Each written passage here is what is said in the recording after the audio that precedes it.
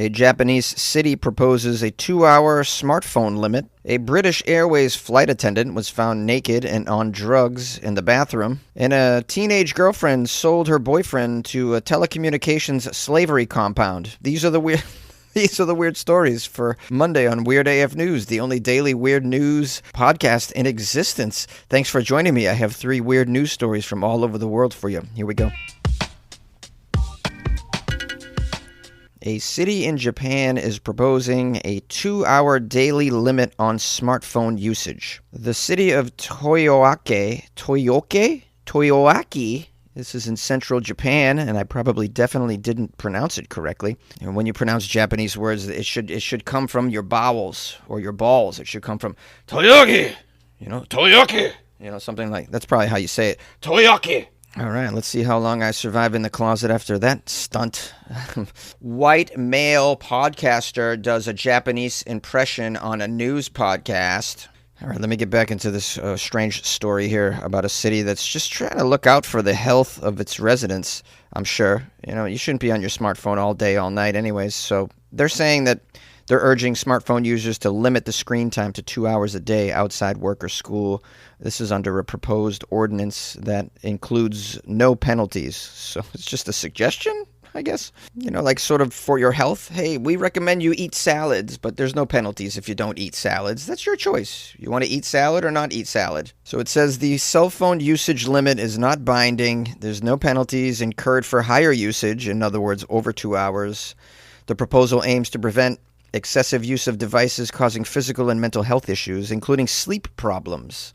Oh, yeah, the sleep thing really is an issue when you're in bed with the screen on. Yeah, that can be a detriment to good sleep, for sure. Now they got a mayor here of the town, Masafumi Koki. He said in a statement that the draft urges elementary school students to avoid smartphones after 9 p.m., and junior high students and older are advised not to use them after 10 p.m. Obviously, this plan came with some backlash. Many people say this is very unrealistic in modern life. One user wrote on social media, "I understand the intention, but the 2-hour limit is just impossible.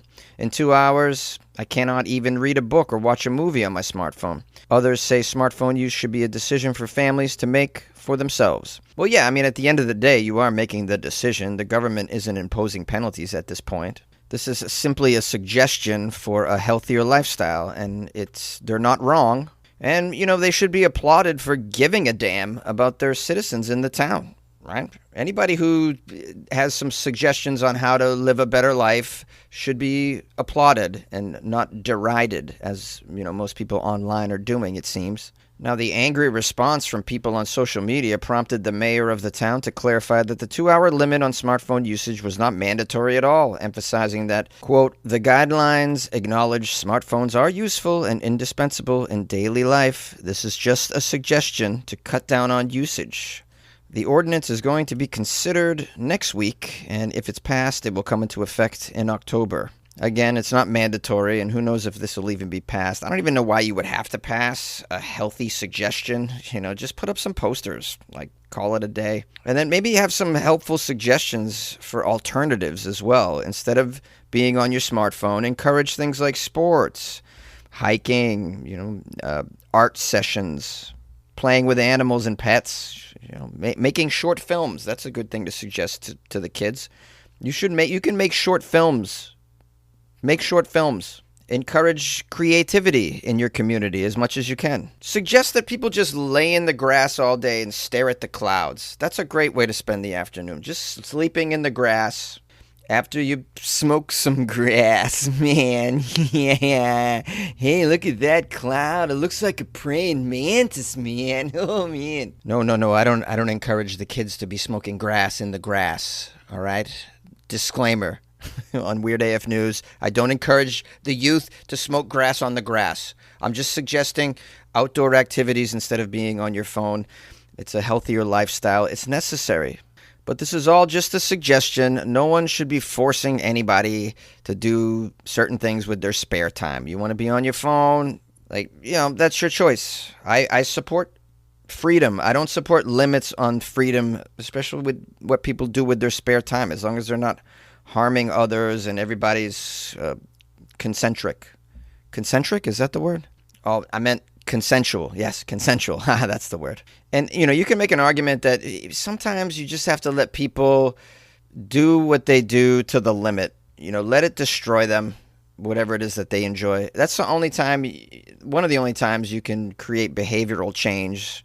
There's a quote, "A fool that persists in his folly will become wise." So right now we have this smartphone explosion, and people are obsessed with them. They're on them all the time. You see them walking down the street. There's a whole generation or two that can't detach their face from their small screen. And I think we just have to let this play out. Eventually, they're just going to destroy themselves this way. Or, not destroy themselves, but that's an exaggeration. But there's going to be problems that are created because of this behavior, and everybody will realize it, and then behaviors will shift. We hope, we hope that people get it together. So overall, I guess I'm saying I don't support making this a strict penalty or law on limiting smartphone usage. What you should make illegal is TikTok challenges. I mean, those are just destroying society from the inside out. A British Airways flight attendant was found naked on drugs in the toilet. I don't think this is how you join the Mile High Club, my man. We have here a British Airways flight attendant found with no clothes on in the bathroom while under the influence of drugs. His name is Hayden Pentecost, age 41. He was working on a British Airways flight from California to London when he started to become agitated. He was described at that time as, quote, sweating and babbling very much. He was babbling very much? Yeah, well, I mean, flight crews are, they tend to be a little chatty, I've noticed. I like that. They're friendly people. This guy sounds like he was a little too friendly that day, though. So friendly that he removed his clothes in public. That's some good drugs right there. There's many different categories of drugs. There's the regular party drugs that make you want to dance and stay up all night. There's the drugs that make you go, night, night, time for sleepy, sleepy. There's the drugs that make you want to hang out and talk about conspiracy theories and aliens. And then there's the take off all your clothes in front of strangers drug. And that was the one, unfortunately, that Hayden happened to be on at his job. Hey, but I mean, in his defense, it's hard to work on flights these days. I've covered many stories where the passengers are extremely ornery. They're ornery, and they're sometimes aggressive. They're insulting. They're dangerous. I mean, imagine you're a flight crew member. You got into this business because you want to help people. You want to pour them a cup of tea and say, "Isn't it brilliant?" Instead, you find yourself having to break up a brawl among passengers at 35,000 feet. That's not what you signed on for. They don't pay people enough for this. So you may be sitting there thinking, what makes a person take some recreational drugs at their workplace? Well, sometimes it's your crappy job that makes you take some recreational drugs at your workplace. It doesn't take much if you hate your job. All it takes is like, oh, it's Monday again? Here we go. Meet me in the bathroom. All right, sorry, I've veered off course a little bit. That's a flight term. I got all my bases covered. Let's get back to Hayden Pentecost, age 41, who was described as sweating and babbling very much. A blood test revealed that Hayden had methamphetamine and amphetamines in his system. Methamphetamine and amphetamines? Wow. When you really want to not go to sleep. Accept no substitutes. Amphetamines stacked with methamphetamines. Now, the article says poor Hayden was sacked. That's slang for fired. Let go, as they say. We want to move in a different direction. Yeah, we want our flight attendants to not be naked on methamphetamines in the toilet. He pleaded guilty at a court for doing this. He pleaded guilty technically for performing an aviation function while impaired by narcotics. That's technically the term. That's what Hayden's into on the weekdays. It seems rather harsh. It says performing an aviation function while impaired by drugs. It's not like the guy was flying the plane. He was just an attendant. It's like, is pouring soda in a cup, is that an aviation function? Handing out pretzels? I don't know. It just makes it sound way more severe than it is. Like, if he was the co-pilot and he took all his clothes off in the bathroom because he's on some chemicals, then yeah, that's really an aviation function. and he needs to be flagged.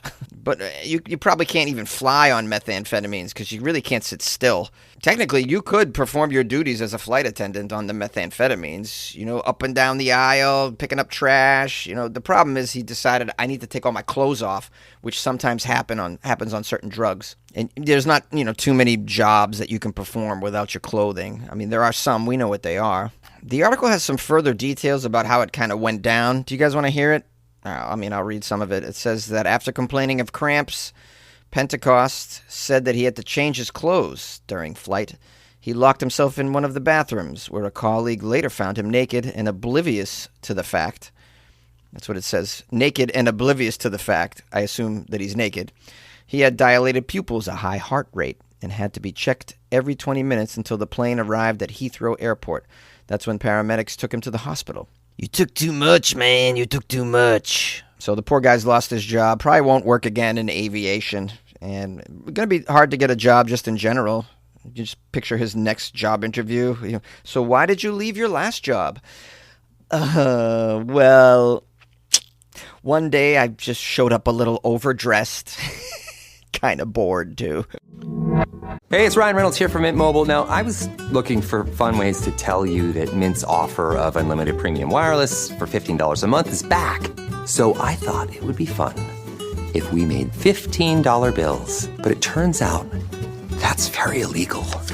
So there goes my big idea for the commercial. Give it a try at mintmobile.com/switch. Upfront payment of $45 for 3-month plan, equivalent to $15 per month required. New customer offer for first 3 months only. Speed slow after 35 gigabytes if network's busy. Taxes and fees extra. See mintmobile.com. A teenage girl in China sold her boyfriend to a fraudulent telecommunications compound. Wow, just when you thought your last relationship ended badly, we have this example. A 17-year-old girl is on trial.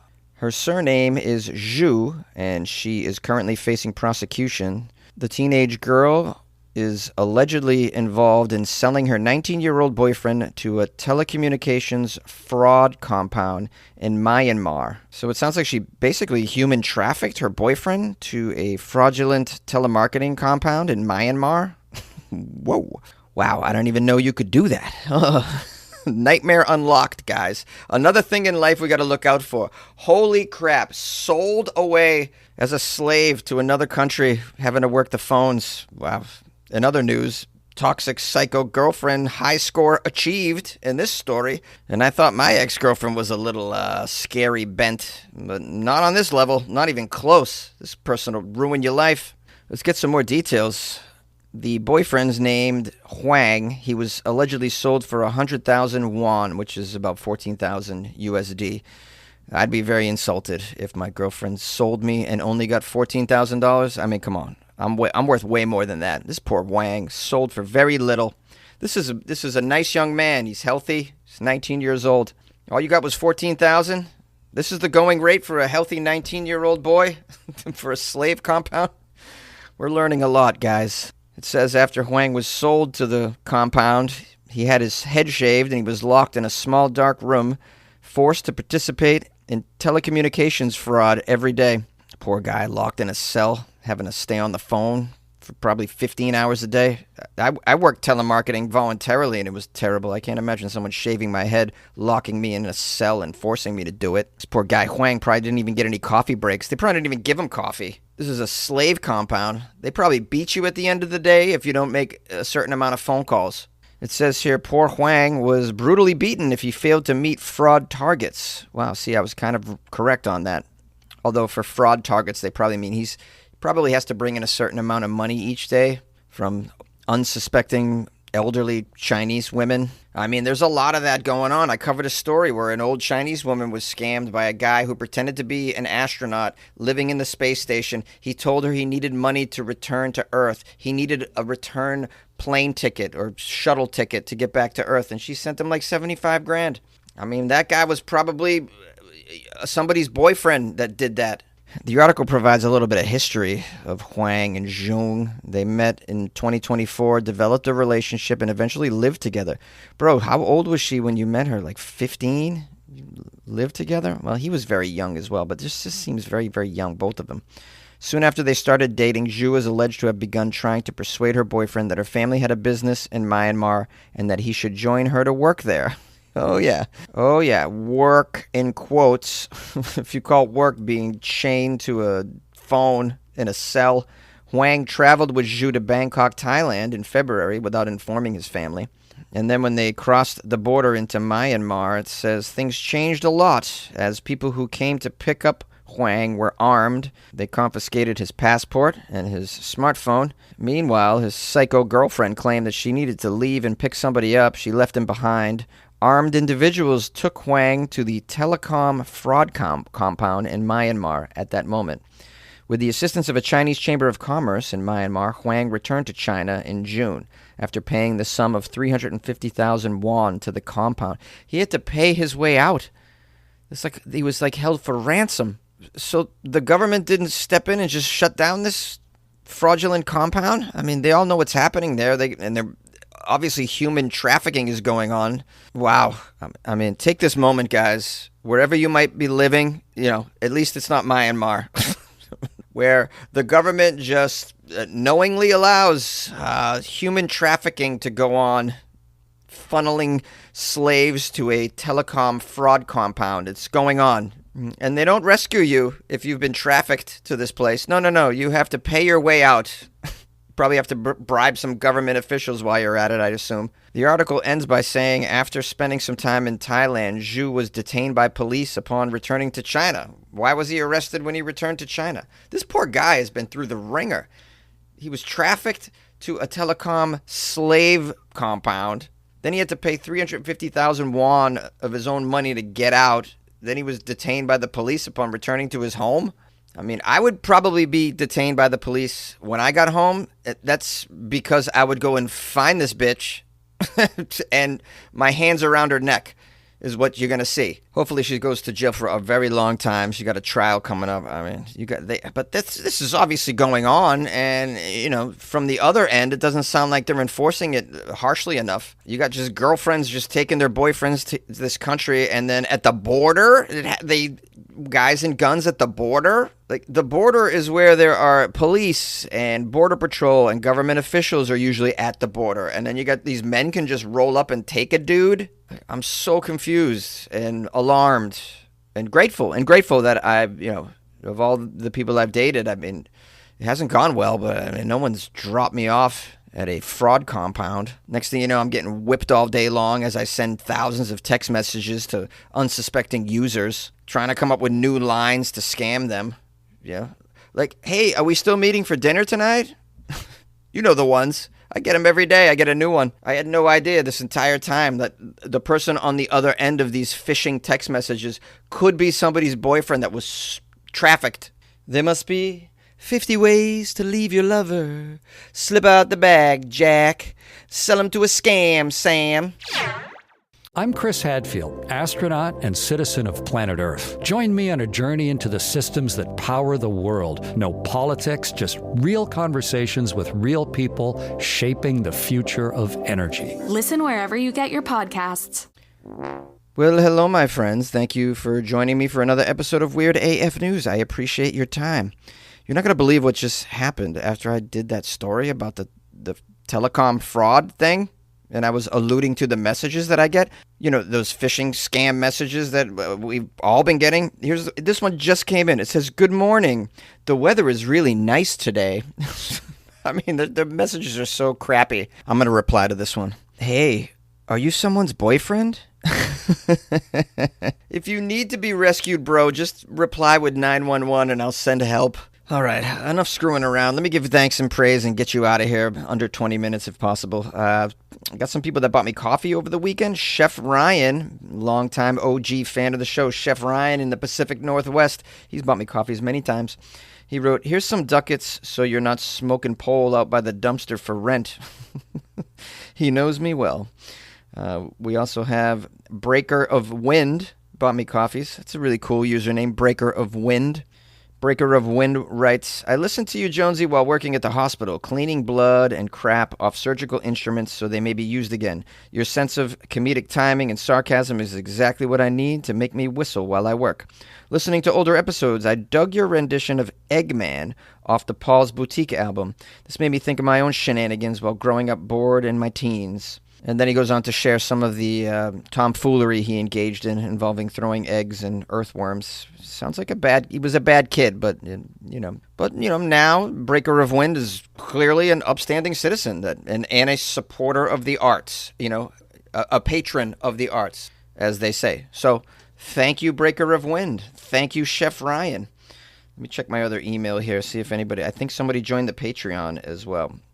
Here we go. John Anslow joined the Patreon. Give it up for John Anslow, showing the ultimate support by joining the Patreon to support Weird AF News. That's like buying Jonesy a coffee every month. Isn't that cool? John Anslow joined the Patreon because John is into fantasy football, wanted to join the Weird AF News Fantasy Football League, and he is now in. And I want to thank him. Thank you, John. The Fantasy Football League, by the way, is closed. I've already set the draft. Had some interest last minute and had to expand the league to 14 teams, which is pretty crazy. If any of you have ever been involved in a 14-team fantasy football league, you know it's slim pickings. That's a challenging format, to say the least. And just going to make it all the more difficult to beat me this year, because I have played in 14-team leagues before, and I know what I'm doing. And I'm probably going to win again. So, good luck to you guys, but the chance of you taking me down, very slim. All right, I'm going to wrap this up. Appreciate you all. If you'd like to support like these wonderful human beings, go to weirdafnews.com. And we'll see you tomorrow for another episode of Weird AF News. Good afternoon. Good night.